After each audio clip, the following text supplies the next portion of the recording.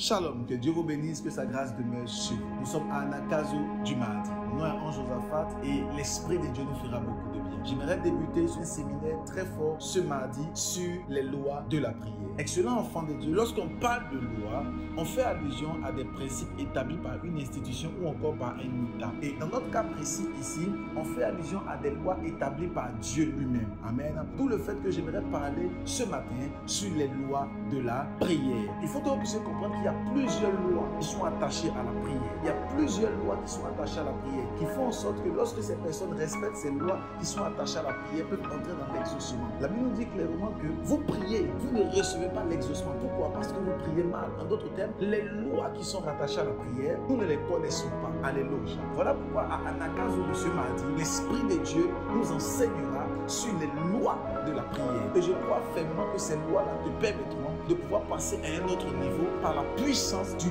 nom de Jésus-Christ. J'aimerais que tu puisses inviter le maximum de personnes, que tu puisses partager, mettre les pauses, commenter pour la gloire de Dieu. Anagkazo signifie forcer, contraint, obligé. Vous savez que à notre émission Anagkazo tous les matins à 6 h, nous avons une devise de la prière et la méditation du matin, du midi, mais également du soir, qui nous permettront de pouvoir entrer pleinement dans la connaissance de la parole de Dieu. La Bible dit, vous connaîtrez la vérité et la vérité vous affranchit. Alléluia.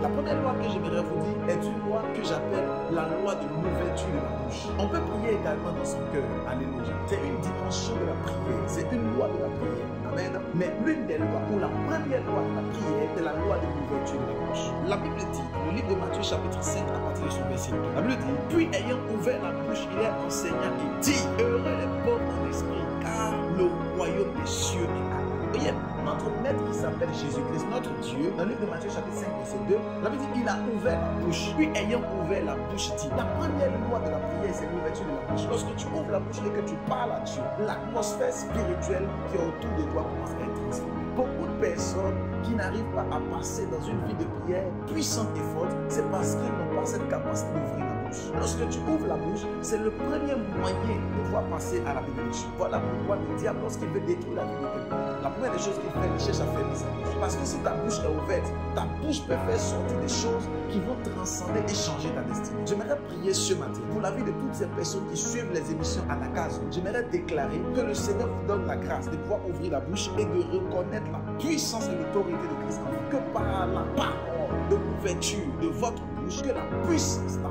main, la faveur, la grâce de Dieu se déploie autour de vous et crée des dégâts dans le camp des ténèbres par la puissance du nom de Jésus. Alléluia. Ouvrir la bouche est très important.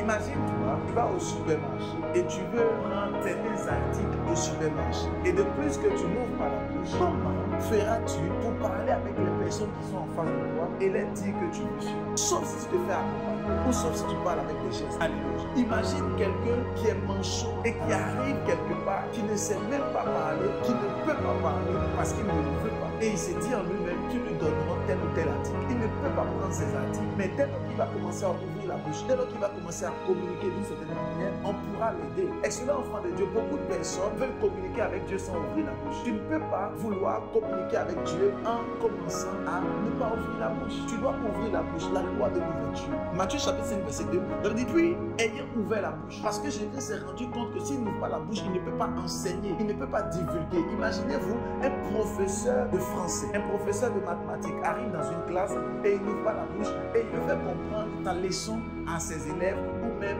aux personnes qui sont en face de lui. Ça sera très difficile de pouvoir communiquer ce qu'il veut donner s'il n'ouvre pas la bouche. Excellent enfant de Dieu, c'est difficile que tu puisses passer à un autre niveau dans ta vie tant que tu n'ouvres pas la bouche. La première loi de la prière, c'est l'ouverture de la bouche. Voilà pourquoi Jésus a dit clairement, puis Dieu dit, puis ayant ouvert la bouche, Dieu parle.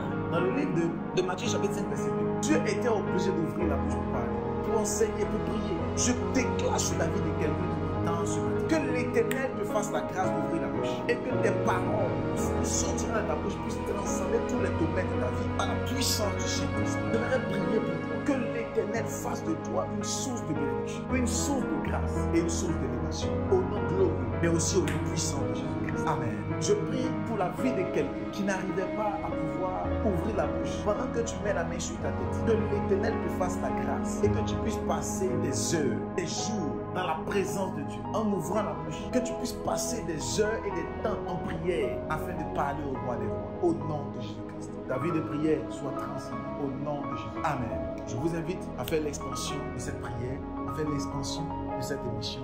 On se retrouve demain à partir de 6h00. Dieu vous bénisse et à demain mercredi.